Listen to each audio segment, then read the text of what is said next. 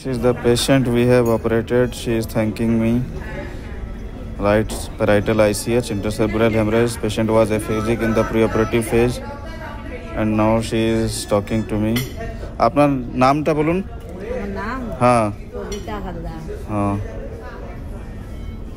এই হাতটা তুলুন, ওই হাতটা তুলুন। ওটা খুলে দেন বাবা। হ্যাঁ হ্যাঁ, ওটা খুলে দেবে।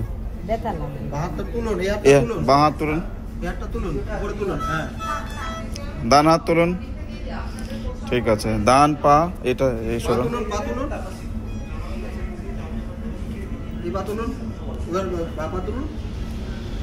Patient is